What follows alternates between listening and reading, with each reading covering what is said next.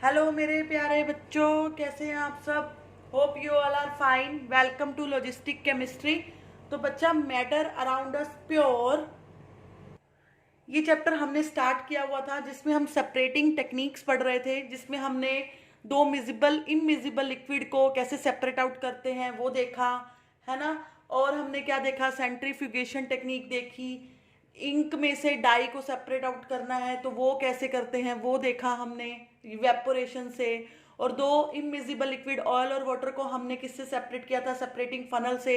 Hope आपको वो मेरे मेथड सारे अच्छे से समझ आ गए होंगे और आपने अच्छे से कर लिए होंगे। तो हम नेक्स्ट मेथड पे अपने चलते हैं। The next method is chromatography. देखो, अगर क्रोमेटोग्राफी क्या है, अगर हमने कलर्ड पार्ट को अलग करना है, कलर्स डिफरेंट डिफरेंट कलर्स अगर हमें चाहिए, हमने कलर्स को डिफ्रेंशिएट करना है, अलग अलग करना है, तो हम वहां क्रोमेटोग्राफी यूज करते हैं। तो अब आप मेरे से क्वेश्चन ये भी पूछ सकते हो कि मैम हमने वो इवेपोरेशन से किया तो था, बट क्या होता है राजे, कई बार एक डाई के अंदर बहुत कलर मिक्स होते हैं, बट हमें उसमें जो सबसे ज्यादा अमाउंट में कलर होता है वही दिखाई देता है। लाइक जैसे ब्लैक इंक होती है, तो ब्लैक इंक में बहुत सारे कलर्स की मिक्सिंग होती है, बट हमें मोस्टली वो ब्लैक कलर दिखाई देता है ना। तो उस ब्लैक इंक में से अगर हमने वो सारे जितने कलर्स उसके अंदर हैं उनको सबको डिफ्रेंशिएट करना है, तो उसका बेस्ट मेथड है क्रोमेटोग्राफी। वहां इवेपोरेशन काम नहीं करता, ठीक है। तो क्रोमेटोग्राफी क्या है, जब अपने डाई में से वो जो डिफरेंट डिफरेंट कलर से बनी हुई है डाई, उसमें अगर डिफरेंट डिफरेंट कलर्स हमने सेपरेट आउट करने हैं तो वहां हम कौन सी टेक्निक यूज करेंगे, क्रोमेटोग्राफी। देखो, क्रोमेटोग्राफी बनी दो वर्ड से है, that is chroma and graphy, ठीक है। तो ग्रीक वर्ड है क्रोमा, उसका मीनिंग ही क्या होता है, कलर। कलर होता है उसका मीनिंग। और ग्राफी मतलब राइटिंग या फिर सेपरेशन। तो जहां कलर्स की सेपरेशन होती है वहां हम क्या कहते हैं, उसको हम कौन सी टेक्निक बोलते हैं, क्रोमेटोग्राफी। एक्चुअली में इस टेक्निक में होता क्या है बच्चा, इसमें होता क्या है, मैंने क्या लेना है, एक फिल्टर पेपर लेना है, ठीक है। फिल्टर पेपर को मैंने, देख लो, रेक्टेंगल शेप में कट कर लिया है। अब मैंने क्या करना है, उस फिल्टर पेपर पे एक पेंसिल से क्या करनी है, एक लाइन लगानी है, ठीक है। और लाइन लगाने के बाद मैंने उस पे बिल्कुल मिड में जो मेरी ब्लैक इंक है उसका एक ड्रॉपर से बीच में डाल देना है। आई रिपीट, मैंने क्या किया, एक फिल्टर पेपर लिया, उसको रेक्टेंगल शेप में काट लिया। रेक्टेंगल शेप में काटने के बाद मैंने उसको नियरली अबाउट 3 सेंटीमीटर अबव मैंने उस पेपर पे क्या लगा दी, एक पेंसिल से लाइन लगा दी, ठीक है। अब मैंने क्या करना है, जहां पे मैंने वो जो लाइन लगाई है उसके बिल्कुल मिड में मैंने वो जो ब्लैक डाई है, जो ब्लैक इंक है, उसका स्पॉट, मैंने ब्लैक इंक से, जो ब्लैक इंक है उसका स्पॉट बिल्कुल मिड में लगा देना है, ठीक है। अब मैंने क्या करना है, इस फिल्टर पेपर को वाटर के ग्लास में या फिर कह लो बीकर में उस फिल्टर पेपर को ऐसे डिप करना है कि जो मैंने ये निशान लगाया है, जो ये ब्लैक डॉट लगाया है, ये पानी के अंदर डिप नहीं होना चाहिए। क्लियर है, इसको थोड़ा पानी से ऊपर ही रखना है, मैंने पानी के अंदर डिप नहीं करना, ठीक है। तो जब हम ऐसा करेंगे तो आप थोड़ी देर बाद क्या देखोगे कि जो पानी है वो अपने आप राइज होने लगेगा। और जैसे पानी इस कलर पे पड़ेगा, जैसे जैसे पानी राइज होगा, इस इंक के ड्रॉप पे पड़ेगा, ये जो इंक के अंदर डिफरेंट कलर्स हैं वो ऊपर जाने लगेंगे, ठीक है। वो अपने आप ऊपर जाने लगेंगे और डिफरेंट डिफरेंट हो जाएंगे। मतलब एक कलर यहाँ है, दूसरा यहाँ, तीसरा यहाँ, आपको ऐसे शो होंगे। ऐसा क्यों हुआ, अब देखो, ऐसा क्यों होता है कि जो पानी है वो अपने आप राइज करने लगता है, उससे जो कलर्स हैं वो अपने आप डिफ्रेंशिएट हो जाते हैं, अलग अलग हो जाते हैं। एक्चुअली में देखो, अब आप कहोगे कि पानी कैसे राइज किया, तो आप ये घर पे भी एक एक्सपेरिमेंट करके देख सकते हो। आप एक रुमाल लो और एक पानी का बीकर लो, और रुमाल को क्या करो, थोड़े से रुमाल को पानी के अंदर डिप कर दो, तो आप क्या देखोगे, उसको थोड़ी देर आप पकड़े रखोगे तो सारा रुमाल आपका गीला होना स्टार्ट हो जाएगा, ठीक है। तो ऐसे ही जो कलर्स होते हैं ये डिफ्रेंशिएट होने लग जाते हैं। अब आप मेरे से पूछोगे कि मैम, मान लो आप, हम कह रहे हैं कि जो ब्लैक कलर की जो इंक थी वो ब्लैक कलर हमें ज्यादा शो होता है, तो जो सबसे ऊपर कलर आता है वो ब्लैक कलर आता है, ठीक है। नीचे मान लो उसमें ऑरेंज होगा, रेड भी हो सकता है, तो वो ऐसे ऐसे डिफ्रेंशिएट होते हैं। तो ब्लैक कलर ही हमें सबसे ऊपर क्यों शो हुआ, वो ऐसा देखो, मैंने इसमें दिखाया, मैंने इसमें 3 लेयर्स आपको बनती हुई दिखाई हैं। तो मेरे पास ये ब्लैक कलर होगा, ये ऑरेंज होगा, ये मेरे पास समवट कुछ भी होगा, जो भी कलर उसमें होगा, रेड ब्लू जो भी, ठीक है। तो मुझे ब्लैक ही क्यों ऊपर दिखा? मेरे को ब्लैक इसलिए ऊपर दिखा राजे, क्योंकि जो कलर सबसे ज्यादा पानी में सोल्यूबल होगा वो जितना, देखो मैंने कोई पानी में चीज डाली, जैसे ही वो सोल्यूबल होगी वो सबसे पहले ऊपर आएगी। जो जितना ज्यादा सोल्यूबल होगा वो ऊपर आएगा, जो इनसोल्यूबल है या जो कम सोल्यूबल है वो नीचे रहेगा। ये तो कॉमन सेंस है ना, कि जो चीज ज्यादा, जो कलर सबसे ज्यादा सोल्यूबल होगा वो अपने आप ही ऊपर आ जाएगा, और जो कम सोल्यूबल होगा वो नीचे रहेगा। जैसे हम क्या करते हैं, हम मान लो मैं मिट्टी मिला दूं पानी के अंदर, तो मिट्टी नीचे रहती है क्योंकि वो सोल्यूबल नहीं है, बट यही पानी में नमक मिलाऊंगी तो पूरे पानी में फैल जाता है ना। तो यही सेम है, जो कलर सबसे ज्यादा सोल्यूबल होगा वो मुझे ऊपर ऊपर शो होगा, उसके बाद जो उससे कम होगा वो नीचे, जो सबसे कम सोल्यूबल होगा वो सबसे नीचे दिखेगा। तो ऐसे करने से मेरे पास तीनों जो कलर हैं ब्लैक इंक के वो सेपरेट आउट होते मुझे नजर आएंगे। क्लियर है? आई रिपीट, मैं दोबारा से रिपीट कर रही हूँ, क्रोमेटोग्राफी। अब जो आज हम मेथड करेंगे, क्रोमेटोग्राफी है, डिस्टिलेशन है, simple distillation, fractional distillation, most important methods हैं, टेक्निक्स हैं, पेपर में आती है एक आधी, ठीक है। मैंने क्या किया है, दोबारा रिपीट करती हूँ, क्रोमेटोग्राफी में हमने क्या करना है, डिफरेंट डिफरेंट कलर्स को डाई में से सेपरेट आउट करना है, ठीक है। मान लो उसके अंदर मेन जो मैंने इंक ली है वो ब्लैक कलर की है, बट उसके अंदर रेड कलर भी है, ऑरेंज कलर भी है, तो मैंने तीनों कलर को सेपरेट आउट करना है। सबसे पहले मैं एक फिल्टर पेपर लूंगी, उसके 3 सेंटीमीटर अबव मैं क्या लगा दूंगी, एक लाइन लगा दूंगी, और उसके बिल्कुल बीच में मैं इंक का एक ड्रॉप डाल दूंगी। क्लियर?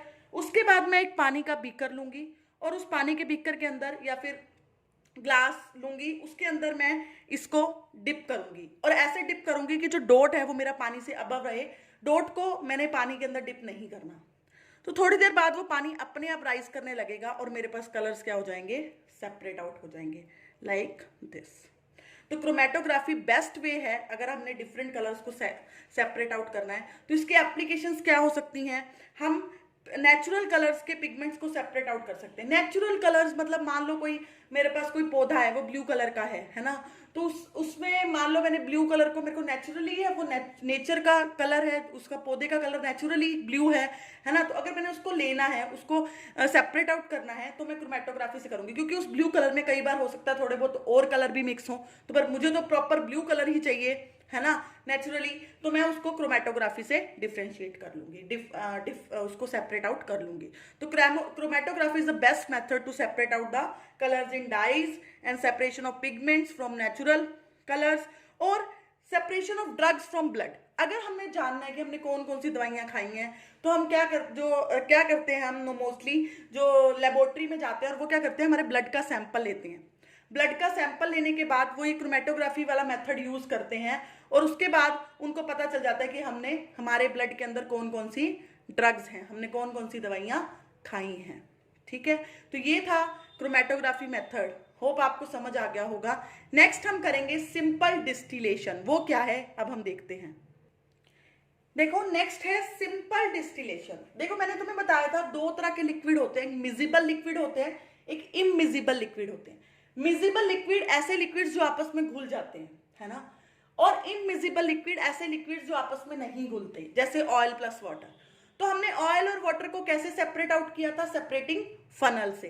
पर ऐसे लिक्विड जो आपस में घुल जाते हैं उनको कैसे सेपरेट आउट करेंगे, तो उनके लिए सेपरेशन के लिए मेथड है सिंपल डिस्टिलेशन, और एक मेथड होता है फ्रैक्शनल डिस्टिलेशन जो हम इसके बाद करेंगे। तो देखो पहले मैं बताती हूँ सिंपल डिस्टिलेशन क्या है। जैसे एसीटोन और वाटर दोनों आपस में घुल जाते हैं, ठीक है। एक बात और ध्यान रखना, इनके बॉइलिंग पॉइंट का जो डिफरेंस होना चाहिए वो मोर देन 25 डिग्री होना चाहिए, तभी सिंपल डिस्टिलेशन हम करेंगे। मतलब अब देखो इसका वाटर का बॉइलिंग पॉइंट है मेरे पास 100, एसीटोन का 56, तो 100 में से 56 माइनस करो, नियर अबाउट 44 आता है ना। तो मोर देन 25 डिग्री सेंटीग्रेड है इनके बॉइलिंग पॉइंट का डिफरेंस। तो वहां पे हम क्या लगाएंगे, डिस्टिलेशन प्रोसेस लगाएंगे। क्यों लगाते हैं हम, जब बॉइलिंग पॉइंट का difference more than 25 degree centigrade होता है, तो मैं बताती हूँ क्यों लगाते हैं, वो हम इसमें देखते हैं कि कैसे। देखो मैंने क्या किया है इस प्रोसेस में, सबसे पहले तो ये ध्यान रखना डिस्टिलेशन कहाँ एप्लीकेबल होगा, जहां 2 इमिजिबल लिक्विड्स होंगे, ठीक है।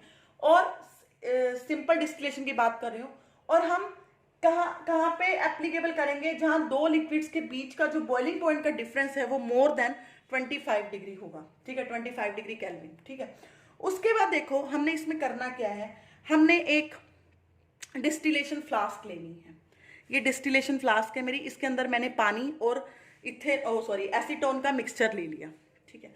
उसके ऊपर मैंने एक थर्मोमीटर लगा दिया, और ये मैंने एक लिया है कंडेंसर, इसको बोलते हैं कंडेंसर। कंडेंसर का काम क्या होता है? कूल डाउन करना, वेपर्स जो बने हैं उसको कूल डाउन करना।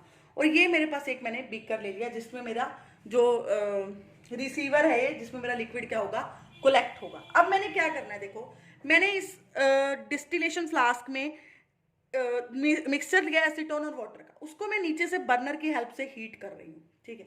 जैसे मैंने इसको हीट करना स्टार्ट किया तो देखो एसीटोन का बॉइलिंग पॉइंट है 56 डिग्री सेंटीग्रेड, और वाटर का हमें पता है 100 डिग्री सेंटीग्रेड होता है। तो ऑफकोर्स जिसका बॉइलिंग पॉइंट कम है, मतलब जिसको 50, अब इसका 56 डिग्री, जैसे ही 56 डिग्री सेंटीग्रेड टेम्परेचर होगा एसीटोन बॉयल होने लगेगा, यही बात है ना। मतलब हम कहते हैं कि वाटर कितने डिग्री पे बॉयल होता है, दैट इज 100 डिग्री पे। तो यहाँ एसीटोन का 56 डिग्री है, मतलब वाटर से कम है। तो पहले एसीटोन क्या होगा, वेपर्स की फॉर्म में आएगा, वो बॉयल होगा, फिर उसके बाद वाटर बॉयल होना स्टार्ट होगा। अब देखो यहाँ पे डिफरेंस ज्यादा है 25 से, है ना। तो इसका मतलब जैसे ही 56 मिला तो 56 के बाद 100 होने में बहुत टाइम लगेगा। तो जैसे ही 56 डिग्री टेम्परेचर हुआ, हमने थर्मोमीटर में देखा, तुम्हें पता चल जाएगा अभी एसीटोन क्या होगा, बॉयल होना स्टार्ट हो गया। एसीटोन यहाँ से बॉयल होना स्टार्ट होगा और वेपर्स की फॉर्म में, उसके बाद आ जाएगा कंडेंसर में। कंडेंसर में आया वापस, किसमें, कंडेंस हो गया। कंडेंस का मतलब वेपर से वापस लिक्विड में आ गया, लिक्विड से आके वो यहाँ पे कलेक्ट हो जाएगा, ठीक है। और जैसे ही हम देखेंगे कि 100 डिग्री के नियर अबाउट मतलब टेम्परेचर आ गया, दैट मीन्स अब वाटर बॉयल होने लग गया, तो वहाँ उसको क्या कर देंगे, स्टॉप कर देंगे, और हमारे पास जो सारा लिक्विड है वो एसीटोन जो है हमारे पास वो इस बीकर में कलेक्ट हो जाएगा। आई रिपीट, इस डिस्टिलेशन प्रोसेस में हम क्या करते हैं, डिस्टिलेशन प्रोसेस में हम दो मिजिबल लिक्विड्स को डिफ्रेंशिएट करते हैं, ठीक है। मिजिबल लिक्विड्स ऐसे लिक्विड्स हैं जो आपस में क्या हो जाते हैं, मिक्स आउट हो जाते हैं, ठीक है। जैसे मैंने यहाँ लिया है एसीटोन और वाटर, ये मिक्स, इसको सेपरेट आउट कैसे करेंगे हम, इनके बॉइलिंग पॉइंट के डिफरेंस को देख के। अगर इनके बॉइलिंग पॉइंट का डिफरेंस मोर देन 25 डिग्री है तो हम इसको सिंपल डिस्टिलेशन से सेपरेट आउट कर सकते हैं। सिंपल डिस्टिलेशन के प्रोसेस में हम क्या करते हैं, हम एक डिस्टिलेशन फ्लास्क लेते हैं। डिस्टिलेशन फ्लास्क में मैंने क्या किया, मिक्सर ले लिया एसीटोन और वाटर का, उसके बाद मैंने इसको नीचे से हीट करने दिया। अब देखो ये कॉमन सेंस है कि जिसका बॉइलिंग पॉइंट दोनों में से कम होगा वो पहले बॉयल होगा, ठीक है। तो इसके केस में एसीटोन का जो बॉइलिंग पॉइंट होता है वो क्या होता है, कम होता है एज कंपेयर टू वाटर। इसका मतलब एसीटोन पहले बॉयल होगा, और जैसे ही एसीटोन बॉयल होगा उसके वेपर्स बनने लगेंगे, और वो कहाँ आ जाएगा, कंडेंसर में आ जाएगा। कंडेंसर ने क्या करना है, एक्चुअली में यहाँ से हम वाटर का इनलेट देते हैं, तो वो वाटर क्या करता है, उसको कूल डाउन करता है, ठीक है। तो कंडेंसर ने क्या करना है, कंडेंसर का टेम्परेचर बढ़ने नहीं देता वाटर, और फिर क्या होगा, जैसे ही वेपर्स इसमें आएंगे कंडेंसर क्या करेगा, उसको वापस लिक्विड में कन्वर्ट कर देगा, और लिक्विड में कन्वर्ट होने के बाद वो हमें यहाँ पे इजीली मिल जाएगा। तो एसीटोन और वाटर हम सिंपल डिस्टिलेशन से ऐसे सेपरेट आउट कर लेंगे।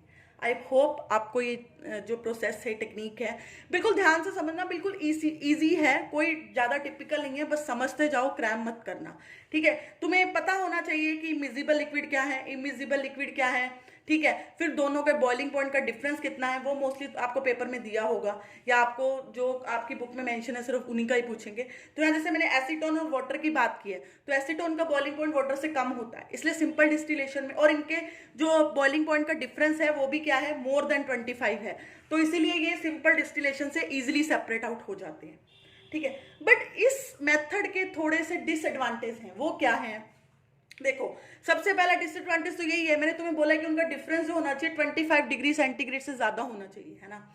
अगर 25 से कम हुआ फिर ये मेथड फेल है, उस केस में हम इसको एप्लीकेबल सेपरेशन नहीं कर सकते, इसको अप्लाई नहीं कर सकते, है ना। और सेकेंडली इस केस में जो हमें लिक्विड मिलता है वो भी बिल्कुल प्योर नहीं मिलता, ठीक है। उसमें मतलब अब जो ये मेरे को मिला है एसीटोन, इसमें कुछ ना कुछ वाटर जरूर होगा, प्योर नहीं मिलता मुझे ये, ठीक है। एक इसका डिसएडवांटेज ये है। थर्ड, मान लो मैंने लिक्विड ऐसा लिया जिसमें बहुत सारी इंप्योरिटीज हैं, तो वहां ये सिंपल डिस्टिलेशन करना बहुत मुश्किल हो जाता है। अब आप कहोगे मैम फिर क्या है, इसको दोबारा से डिस्टिलेशन से कर लो, अगर फिर भी उसमें इंप्योरिटीज रह जाए इसको फिर डिस्टिलेट कर लो। तो बेटा वो प्रोसेस जो होता है वो बहुत टिपिकल हो जाता है, बार बार डिस्टिलेशन करना टाइम कंज्यूमिंग हो जाता है। तो इसीलिए उस केस में जब इंप्योरिटीज ज्यादा हो, जब जो बॉइलिंग पॉइंट का डिफरेंस जो है वो लेस देन 25 केल्विन हो, तो उस केस में हम जो मेथड यूज करते हैं that is fractional distillation. Best method है करने का, बेस्ट मेथड है दो मिजिबल लिक्विड को सेपरेट आउट करने का जब जो डिफरेंस है उनके बॉइलिंग पॉइंट का लेस देन 25 डिग्री है। तो उस केस में हम क्या यूज करेंगे, फ्रैक्शनल डिस्टिलेशन, क्योंकि उस केस में सिंपल डिस्टिलेशन हम नहीं कर सकते। अब वो भी बताऊंगी कैसे। अब मान लो जो मैंने लिक्विड्स लिए हैं, अब मान लो मैंने जो 2 लिक्विड लिए हैं, है ना, उनके जो बॉइलिंग पॉइंट का डिफरेंस है वो लेस देन 25 डिग्री है। तो जब एक लिक्विड बॉयल होने लगेगा साथ के साथ दूसरा भी बॉयल होने लग जाएगा, तो उसको सेपरेशन कैसे करेंगे हम, तो सेपरेशन थोड़ा टिपिकल हो जाता है, ठीक है। तो इसलिए उस केस में हम फ्रैक्शनल डिस्टिलेशन यूज करते हैं as compare to simple distillation. तो फ्रैक्शनल डिस्टिलेशन क्या है वो मैं आपको बताती हूँ। देखो फ्रैक्शनल डिस्टिलेशन क्या है, अब मैंने आपको पहले ही बता दिया, जब बॉइलिंग पॉइंट का डिफरेंस जो होगा वो लेस देन 25 केल्विन होगा तो वहां हम फ्रैक्शनल डिस्टिलेशन यूज करेंगे, ठीक है। अब देखो जैसे मैंने यहाँ पे इथेनॉल लिया है और वाटर लिया है, आप सबको पता है आजकल हम सैनिटाइजर बहुत यूज कर रहे हैं, तो सैनिटाइजर में क्या होता है, इथेनॉल होता है। परफ्यूम्स में क्या होता है, इथेनॉल होता है। तो वो इथेनॉल को अगर हमने सेपरेट आउट करना है तो हम किस प्रोसेस से करते हैं, फ्रैक्शनल डिस्टिलेशन से। एक्चुअली अब देखो इथेनॉल का जो बॉइलिंग पॉइंट है वो 78 है, वाटर का है 100, तो लेस देन 25 हो गया। तो लेस देन 25 डिग्री के केस में हम क्या करते हैं, फ्रैक्शनल डिस्टिलेशन यूज करते हैं। अब ये टेक्निक क्या है, इसको थोड़ा ध्यान से सुनना। देखो सेम है, जो अपरेटस का सेटअप है वो बिल्कुल सेम है। वही हमने डिस्टिलेशन फ्लास्क ली है, वही हमने कंडेंसर लिया है, वही हमने बीकर लिया है, सब कुछ टोटली सेम है। डिफरेंस कहाँ है, डिफरेंस सिर्फ है तो इसमें, उस सिंपल डिस्टिलेशन के केस में मैंने डिस्टिलेशन फ्लास्क के सीधा ऊपर थर्मोमीटर ठोक दिया था, थर्मोमीटर लगा दिया था। बट इस केस में मैंने डिस्टिलेशन फ्लास्क के ऊपर फ्रैक्शनेटिंग कॉलम लगाया है, फ्रैक्शनेटिंग कॉलम। ये फ्रैक्शनेटिंग कॉलम के अंदर क्या है, ग्लास बीड्स हैं। कि ग्लास बीड्स क्या करते हैं, ये वेपर्स को सरफेस प्रोवाइड करते हैं। मतलब अब जब तुम्हें मैं प्रोसीजर बताऊंगी कि इसमें हम सेपरेशन कैसे करते हैं तो तुम इजीली समझ पाओगे कि ग्लास बीड्स जो हैं उसका क्या रोल है यहाँ पे। देखो मैंने ले लिया इथेनॉल प्लस वाटर। जब मैंने इथेनॉल प्लस वाटर लिया, मैंने इसको नीचे से हीट करना स्टार्ट कर दिया, ठीक है। जैसे मैंने बर्नर लगाया वो हीटिंग शुरू हो गई। अब देखो इथेनॉल का जो टेम्परेचर है वो बॉइलिंग पॉइंट है वो 78 डिग्री है। तो जैसे ही 78 डिग्री टेम्परेचर होगा इथेनॉल क्या होने लग जाएगा, वेपर्स की फॉर्म में आने लग जाएगा। अब देखो वो कहाँ पे आएगा, पहले ग्लास बीड्स के पास आएगा, ठीक है। ग्लास बीड्स क्या करेंगे, उसको फिर से कंडेंस कर देंगे और वो लिक्विड की फॉर्म में फिर कन्वर्ट हो जाएगा, ठीक है। फिर हीटिंग होगी, फिर जो वेपर्स की फॉर्म में कन्वर्ट होगा, वापस ग्लास बीड्स उसको क्या करेंगे, कंडेंस कर देंगे, ठीक है। अब जैसे ही 100 डिग्री आया तो वाटर भी बॉयल होने लग जाएगा, तो वाटर भी वेपर्स की फॉर्म में आएगा ऊपर। तो अब ये ध्यान रखना, बॉइलिंग पॉइंट जिसका कम है वो पहले वेपर्स की फॉर्म में आएगा। तो जो ये मेरे पास फ्रैक्शनेटिंग कॉलम है उसमें ऊपर क्या होगा, इथेनॉल होगा, और नीचे क्या होगा, वाटर के वेपर्स होंगे, है ना। तो दोनों क्या होंगे, अब वही इथेनॉल आया, कंडेंस हुआ, लिक्विड में बदल गया। सेम फिर वाटर ऊपर गया, वो कंडेंस हुआ, वो फिर लिक्विड में बदल गया, ठीक है। तो अब ऊपर इथेनॉल है, जब इथेनॉल कंडेंस होके वापस लिक्विड में जाएगा और फिर वेपर की फॉर्म में आएगा, और फिर जब इस कंडेंसर में आएगा तो वो फिर क्या हो जाएगा, लिक्विड की फॉर्म में आ जाएगा। और बाद में हम उसको यहाँ क्या कर लेंगे, सेपरेट आउट, ठीक है। इथेनॉल सेपरेट आउट हो गया। सेम जब 100 डिग्री सेंटीग्रेड आया टेम्परेचर, है ना, उसके बाद वाटर भी बॉयल होना शुरू हो गया था, तो वाटर भी यहाँ आएगा, वापस कंडेंस होगा, लिक्विड में जाएगा, फिर वेपर में आएगा, और फिर इस कंडेंसर में आएगा। और फिर हम क्या करेंगे, दूसरा बीकर लगा लेंगे और उसमें वाटर कलेक्ट कर लेंगे। तो हमारे पास 2 बीकर हो जाएंगे, एक इथेनॉल का और एक वाटर का। तो इसने क्या करा है, जो फ्रैक्शनेटिंग कॉलम है या जो मेरे पास ये क्या कहते हैं बीड्स हैं, इन्होंने क्या किया, सरफेस प्रोवाइड किया उसको, ताकि वो एक बार वेपराइज हो तो वापस एक बार कंडेंस हो जाए, है ना, फिर वेपराइज हो, फिर कंडेंस हो जाए, और जब कंडेंसर से आके जब लिक्विड फॉर्म में आए तो वो क्या हो, प्योर मिल जाए मुझे। मतलब यहाँ मुझे अब जो लिक्विड मिलेंगे वो प्योर मिलेंगे। वहां मेरे को बार बार डिस्टिलेशन करना पड़ता, यहाँ इन बीड्स ने, इस फ्रैक्शनेटिंग कॉलम ने क्या कर दिया, रिपीटेशन कर दिया। तो एक्चुअली में यहाँ पे इस रिपीटेशन जो हो रहा है वो ड्यू टू फ्रैक्शनेटिंग कोलम हो रहा है। पर वहां सिंपल डिस्टिलेशन में मेरे को वो प्रोसेस बार बार करना पड़ता, वो टाइम कंज्यूमिंग था। यहाँ मैंने सेटअप ही ऐसा कर दिया कि जो रिपीटिशन है वो अपने आप ही हो जाए। ठीक है, दोबारा रिपीट कर रही हूं मैं। ये क्या है, फ्रैक्शनल डिस्टिलेशन में जहां बॉइलिंग पॉइंट का डिफरेंस लेस देन 25 होता है, वहां मैं ये फ्रैक्शनल डिस्टिलेशन यूज करती हूँ। इसमें क्या है, मैंने इथेनॉल और वाटर लिया, मैंने क्या किया, हीट करना स्टार्ट किया। मुझे पता है इथेनॉल का बॉइलिंग पॉइंट कम होता है एज कम्पेयर टू वाटर, तो इथेनॉल बॉयल होना स्टार्ट हुआ। वो यहाँ पे आया फ्रैक्शनेटिंग कॉलम में, बीड्स लगे हुए थे, बीड्स ने सरफेस प्रोवाइड किया, वो कंडेंस हो गया। फिर वाटर सेम बॉयल होने लगा, वाटर भी यहाँ आ गया। अब लेकिन इथेनॉल का बॉइलिंग पॉइंट कम है, तो वो फ्रैक्शनेटिंग कॉलम में ऊपर होगा, वाटर नीचे होगा। तो जो इथेनॉल है वो कंडेंसर में आ जाएगा, कंडेंसर में आएगा तो वो लिक्विड में बदल जाएगा, कूल डाउन हो जाएगा। ठीक है, लिक्विड में बदला तो यहाँ पे मैं उसको इकट्ठा कर लूंगी। ठीक है, तो यहाँ जो मुझे मिलेगा वो प्योर लिक्विड मिलेगा सॉरी। उसके बाद सेम जैसे ही फिर उसके बाद वाटर बॉयल होने लगेगा, वाटर वहां जाएगा, कंडेंस होगा, फिर बॉयल होगा, कंडेंस होगा, फिर बॉयल होकर ऊपर आ जाएगा, ऊपर आके कंडेंसर में आएगा, कंडेंसर में आने के बाद लिक्विड में बदलेगा और मैं उसको यहाँ पे किसी दूसरे बीकर में कलेक्ट कर लूंगी। तो ये है फ्रैक्शनल डिस्टिलेशन। तो फ्रैक्शनल डिस्टिलेशन और सिंपल डिस्टिलेशन में यही फर्क है। यहाँ पे मैंने क्या लगाया है, एक फ्रैक्शनेटिंग कॉलम लगाया है, सिंपल डिस्टिलेशन में मैंने वो नहीं लगाया था। ठीक है, सिंपल डिस्टिलेशन क्या था, टाइम कंज्यूमिंग था। अगर मुझे बिल्कुल प्योर सब्सटेंस चाहिए तो यहाँ मुझे ऑलरेडी इनकी वजह से प्योर सब्सटेंस मिलेगा, प्योर लिक्विड मिलेगा सॉरी। ठीक है, वो क्या था, अगर बॉइलिंग पॉइंट का डिफरेंस लेस देन 25 है तो वो एप्लीकेबल नहीं होता था, बट फ्रैक्शनल डिस्टिलेशन तो है ही स्पेशल लेस देन 25 केल्विन के लिए। ठीक है, तो मतलब ये जो प्रोसेस है, ये एक्चुअली में जो बड़ी बड़ी इंडस्ट्री में जो सेपरेशन का प्रोसेस होता है दो मिजिबल लिक्विड का, वो यही होता है। फ्रैक्शनल डिस्टिलेशन के थ्रू ही वो क्या करते हैं, सेपरेट आउट करते हैं दो मिजिबल लिक्विड को, जिनके बीच का जो बॉइलिंग पॉइंट है वो लेस देन 25 हो, है ना। लाइक हमने यहाँ पे इथेनॉल और वाटर लिया है, मतलब अगर मुझे परफ्यूम में से इथेनॉल अलग करना है या सैनिटाइजर में से इथेनॉल अलग करना है तो मैं ये प्रोसेस कर सकती हूँ। क्लियर है, अब आपको शायद ये चीज जो होगी वो अच्छे से समझ आ गई होगी। तो एक हमारा लास्ट टेक्निक रह गई है, सॉरी फ्रैक्शनल डिस्टिलेशन से एक चीज और है, जो एयर के अंदर गैसेस हैं वो भी हम फ्रैक्शनल डिस्टिलेशन से अलग कर सकते हैं। सेम प्रोसेस करते हैं उसमें भी, मतलब उसमें जिसका बॉइलिंग पॉइंट कम होगा, जैसे मान लो एयर में नाइट्रोजन भी है, ऑक्सीजन भी है, आर्गन भी है, तो अगर हमने इन तीनों को सेपरेट आउट करना है तो नाइट्रोजन का जो बॉइलिंग पॉइंट होता है वो सबसे कम होता है, तो सबसे पहले मुझे नाइट्रोजन मिलेगी, फिर उसके बाद मुझे आर्गन मिलेगी, और ऑक्सीजन का बॉइलिंग पॉइंट बहुत ज्यादा होता है, इसलिए मुझे ऑक्सीजन जो होती है सबसे लास्ट में मिलती है। तो मैं आपको वो भी बता दूंगी एक बार कि जो गैसेज हैं वो हम कैसे सेपरेट आउट करते हैं। चलो हम पढ़ ही लेते हैं, मैं बता ही देती हूँ आपको। गैसेस को हमने सेपरेट आउट करना है मान लो, तो उस केस में हम क्या करते हैं, पहले गैसेस को लिक्विफाई करते हैं। लिक्विफाई कैसे करेंगे, प्रेशर को डिक्रीज करके और टेम्परेचर को इंक्रीज करके लिक्विफाई हुई।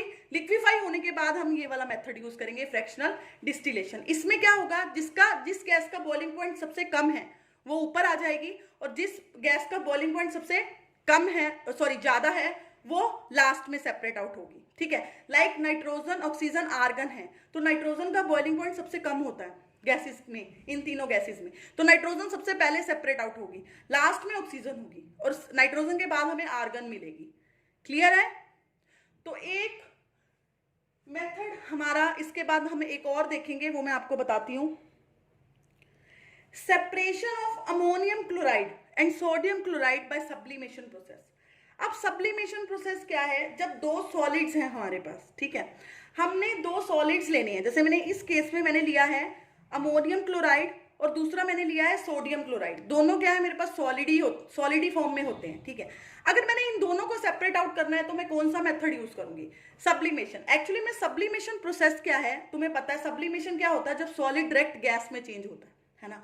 तो मैंने यहाँ पे दो सॉलिड को अगर सेपरेट आउट करना है तो एक सॉलिड ऐसा लेना होगा जो डायरेक्ट किस में चेंज होता हो, गैस में चेंज होता हो, मतलब सीधा सॉलिड से गैस में चेंज होता हो। मैं एक सॉलिड ऐसा लूंगी और एक सॉलिड जो नॉन वॉलेटाइल हो वो लूंगी, मतलब दो सॉलिड मैंने लिए, एक मैंने लिया जैसे अमोनियम क्लोराइड, दूसरा मैंने लिया सोडियम क्लोराइड। तो इस केस में जो अमोनियम क्लोराइड होता है वो वॉलेटाइल है, वो सीधा सॉलिड से गैस में कन्वर्ट हो जाता है। बट जो सोडियम क्लोराइड है वो मेरे पास क्या है, नॉन वोलेटाइल है। तो सब्लिमेशन प्रोसेस में मैं दो सॉलिड्स को सेपरेट आउट कर सकती हूँ, पर मेरे पास एक सॉलिड उनमें से वोलेटाइल होना चाहिए और एक नॉन वोलेटाइल होना चाहिए। अब देखो, जैसे मैंने ये प्रोसेस लिया है, इस प्रोसेस में मैंने क्या लिया, अमोनियम क्लोराइड लिया है चाइना डिश में, और मैंने कॉमन साल्ट लिया, हमारा NaCl लिया है, ठीक है, दोनों का मैंने मिक्सचर लिया है। अब मैं क्या करूंगी, इसके ऊपर मैं एक जो मेरे पास फनल है वो मैं लगा दूंगी, ठीक है, फनल उल्टी करके, चाइना डिश, ये मेरी चाइना डिश या प्लेट की तरह होती है, इसके ऊपर मैंने फनल उल्टी करके लगा दी। उस फनल के ऊपर मैंने उसको, फनल के ऊपर जो पार्ट होता है वो खुला होता है, तो उसको मैंने क्या किया है, ऊपर वाले पार्ट के ऊपर मैंने कॉटन लगा दी है ताकि जो फ्यूम्स है वो बाहर ना जाए, ठीक है, और नीचे मैंने बर्नर लगाया है। अब मैं क्या कर रही हूँ, बर्नर से इसको हीट कर रही हूँ। जब मैं इसको हीट करूंगी तुम थोड़ी देर बाद क्या देखोगे, इसमें एक्चुअली में मैंने तुम्हें क्या कहा, दो सॉलिड ऐसे लेने जिसमें एक वोलेटाइल हो जो सीधा गैस में चेंज हो, तो यहाँ इन केस में अमोनियम क्लोराइड जो है वो गैस में चेंज होता है। तो जब मैं इसको हीट करूंगी, अमोनियम क्लोराइड के जो फ्यूम्स हैं वो बनने लग जाएंगे और वो यहाँ पे फनल के यहाँ पे स्टिक होने लग जाएंगे, सॉलिड फॉर्म में आ जाएंगे। ये वेपर्स हैं अमोनियम क्लोराइड के, ये बन गया तो ये सॉलिड जो था वो सीधा गैस में कन्वर्ट हुआ, अमोनियम क्लोराइड था जो इसमें वोलेटाइल था सीधा गैस में कन्वर्ट हुआ, और उसके वेपर्स जो थे वो मेरे पास यहाँ पे स्टिक हो गए, ठीक है, मतलब सॉलिड फॉर्म में आ गए, ठीक है, और जो मेरे पास NaCl था वो नीचे रह गया। तो अब तुम खुद देख लो कि इस केस में मैंने क्या किया है, जस्ट हीट किया है, बट मैंने दो सॉलिड ऐसे लिए थे जिसमें एक वोलेटाइल था एक नॉन वोलेटाइल। जो वोलेटाइल वाला था, मतलब जो सीधा सॉलिड से गैस में कन्वर्ट हुआ, वो उड़ने लग गया, वेपर्स की फॉर्म में आया और फ्लास्क के चारों तरफ इकट्ठा हो गया, और जो नॉन वोलेटाइल था NaCl वो मेरे पास नीचे चाइना डिश में रह जाएगा। तो सब्लिमेशन प्रोसेस से हम दो सॉलिड को सेपरेट आउट कर सकते हैं, बट एक सॉलिड उसमें से क्या होना चाहिए, क्या होना चाहिए, वोलेटाइल होना चाहिए, और दूसरा नॉन वोलेटाइल, ताकि जो वोलेटाइल वाला है वो वेपर्स की फॉर्म में फनल पे आ जाए, फनल की उस पर इकट्ठा हो जाए, और जो नॉन वोलेटाइल है वो मेरे पास नीचे रह जाए। वोलेटाइल वाला ऊपर आ जाएगा, नॉन वोलेटाइल वाला नीचे रह जाएगा। तो सब्लिमेशन को हम दो कंपोनेंट्स के सेपरेशन में यूज करते हैं, पर वो मिक्सचर किसका होता है, एक वोलेटाइल और एक नॉन वोलेटाइल। सब्लिमेशन होता ही तुम्हें पता है सॉलिड से गैस, तो अमोनियम क्लोराइड जो होगा सीधा सॉलिड से गैस में कन्वर्ट हो जाएगा, और जो नीचे हमारे पास NaCl पड़ा रह जाएगा। तो होप आज जो हमने टेक्निक्स की हैं, दैट इज फ्रैक्शनल डिस्टिलेशन और क्रोमेटोग्राफी और सब्लिमेशन प्रोसेस से जो अलग किया है, होप आपको समझ आ गई होंगी। तो बच्चा, हमारी टेक्निक्स मोस्टली कंप्लीट हो चुकी हैं, सिर्फ एक हमने देखना है कि हम वाटर को कैसे प्योरीफाई करते हैं, तो उसका मैं मोस्ट प्रोबेबली नेक्स्ट लेक्चर जल्दी बना दूंगी, तो आपका चैप्टर कंप्लीट हो जाएगा। तब तक आपका आज का होमवर्क है, आपने ये सारी टेक्निक्स जो हैं जो मैंने की है, chromatography, distillation, fractional distillation, sublimation, अच्छे से कर लेनी है। पहले वाली होप्स आपने कर ली होंगी, तो अब फिर उसके बाद जब लास्ट टॉपिक हो जाएगा तो अपना चैप्टर अच्छे से प्रिपेयर कर लो। कोई प्रॉब्लम्स हो, कोई डाउट्स हो, बेझिझक बी फ्रेंकली आप मेरे से कमेंट सेक्शन में पूछो, मैं आपको जरूर रिप्लाई करूंगी, ठीक है। और मेरी वीडियोस को ज़्यादा से ज़्यादा देखो, ठीक है, ताकि आपको कंसेप्ट जो हो वो अच्छे से क्लियर हो जाए। मैं नोट्स की तरह आपको पढ़ाती हूँ, तो आप नोट्स मेरे साथ साथ बनाओ, क्योंकि जब आप बाद में पढ़ो तो आपको बिल्कुल ईजी हो उसको लर्न करना, उसको पढ़ना, उसको समझना, ठीक है। अपने फ्रेंड्स के साथ शेयर करो, जिनके साथ अभी तक आपने नहीं शेयर किया है। मेरे चैनल को सब्सक्राइब कराओ, मेरी वीडियोज़ को लाइक करो, ठीक है, ताकि मुझे और मोटिवेशन मिले, मैं और आप पे मेहनत करूँ, है ना। तो स्कूल्स का तो अभी कुछ नहीं पता कब खुलेंगे, तो एटलीस्ट आपकी ऑनलाइन जो स्टडी है वो चलती रहे, आपकी स्टडी का लॉस ना हो, ठीक है। Thank you so much video को देखने के लिए, मेरे साथ बने रहने के लिए, आगे भी मेरे साथ बने रहिए, ठीक है। अपने डाउट्स लेते रहिए कमेंट सेक्शन में, आप जब मर्जी पूछो, मैं आपके डाउट्स क्लियर करूंगी, कोई दिक्कत नहीं है आपको। आपके कमेंट का आपको ज़रूर रिप्लाई मिलेगा, ये मत सोचना कि मैम रिप्लाई देंगे या नहीं देंगे, मैं ज़रूर रिप्लाई करूंगी। आप अपने डाउट्स कमेंट सेक्शन में बेझिझक ले सकते हैं, ठीक है। Thank you, thanks for watching, मिलते हैं नेक्स्ट वीडियो में जल्दी ही, बाय।